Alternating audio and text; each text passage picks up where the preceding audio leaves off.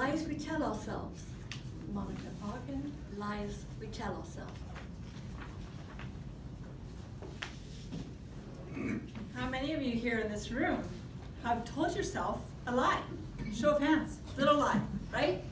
Maybe you told yourself that you don't like vegetables, or that you're not good at math, or maybe you told yourself you're clumsy.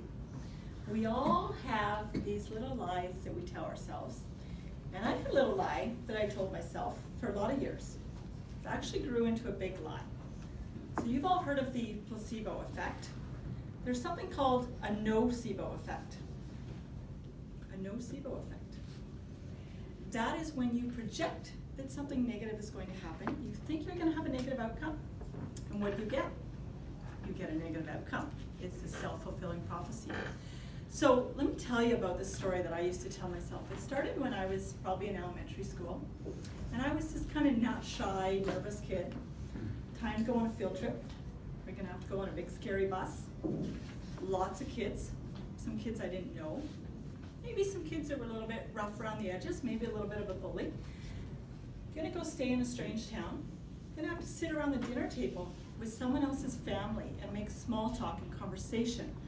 Just not something that I felt very comfortable with. So I did what all children do. I faked an illness. Oh, I've got a stomach ache. I've got a headache. Oh, well, you don't have to go today. And guess what? The next time, I did the same thing. But here's the kicker. By the third time I did this, it was not a lie. I was sick. I felt ill. I felt nauseous. And over time, this grew and grew and grew. And I became this mom who didn't let her kids have friends over, because that meant I didn't let my kids go to other people's houses, because I'd have to reciprocate. I'd have to have their friends over. I'd have to make friends with their parents. I'd have to get out of my comfort zone. I would go to the grocery store and I would keep my head down. I'd get really annoyed when that cashier would talk to me. You know, they read your name off the card and they say, "Oh, hello, Mrs. Park. You don't know me. Don't call me by my name." I mean, I wouldn't say that out loud, but I would feel like, look, we're not friends. Don't talk to me. And I didn't want to get to know my neighbors because I might have to feed their cat. Might have to attend a neighborhood barbecue, right? Like, talk about having to make small talk with people you don't know. That was really scary. And so I let this go on for a number of years. And then there came a time when I wanted to change the story. I had a new career. My kids were getting older. Imagine children that might want to have friends over to play. Like, imagine that. So I thought about how this had started. And it started with that little lie, right? And it grew into this big lie. So I thought, well, let me reverse engineer this. Let me create a new little lie.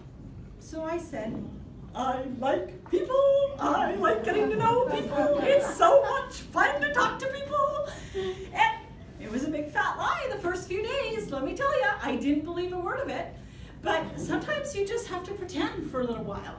And as I pretended, it got a little bit easier, and I got a little bit more confident, and I started to step just a little out of my comfort zone. So one day I'm standing at the grocery store where I usually have my head down and I run through the lane as fast as I can. And I saw this lady with the cart ahead of me, and she had these kind of interesting looking granola bars. And I said to myself, well, you keep saying you like people, like maybe you should talk to this lady.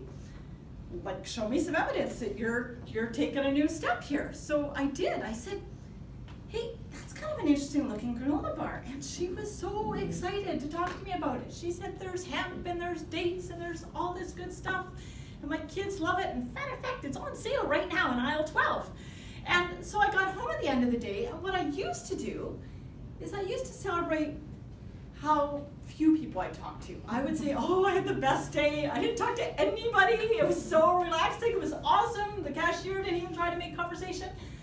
Instead, this day what I did is I celebrated this thing that I had done that was a new lie. I said, oh, I talked to a lady today. I found out about this new granola bar. It's awesome. The kids do like it.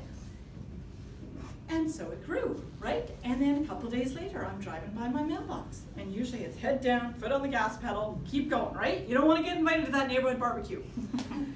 And I thought, nope, I'm going to pull in here. So I pulled in. And of course I talked to my neighbor, super nice lady. She's got kids the same age as mine. She likes animals. She secretly feeds my little goats through the fence, and I didn't even know that.